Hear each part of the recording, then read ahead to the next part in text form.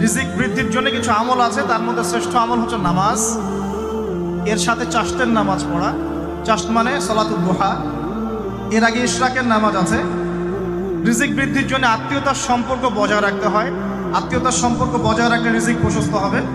বেশি বেশি যে আল্লাহ জিকির করে এবং কোরআন তেলাওয়াত করে তার রিজিক বাড়ে আলহামদুলিল্লাহ। এবং যে আল্লাহর রাস্তায় খরচ করে তার রিজিক বাড়ে। এই রিজিক বাড়ার কিছু পলিসি আছে। সবচেয়ে শ্রেষ্ঠটা হচ্ছে নামাজ, আল্লাহর জিকির তেলাওয়াত। এরপর আমলের মধ্যে আত্মীয়তার সম্পর্ক বজায় রাখা। নবীজি বলছেন, কেউ যদি চায় যে তার রিজিকটা লম্বা হোক, হায়াতটা লম্বা হোক, সে যেন আত্মীয়তার সম্পর্ক বজায় রাখে। আত্মীয়তার সম্পর্ক এখন আস্তে আস্তে নষ্ট হয়ে যাচ্ছে না? খেয়াল করে দেখেন, আত্মীয়তার সম্পর্ক আপনি বজায় রাখবেন।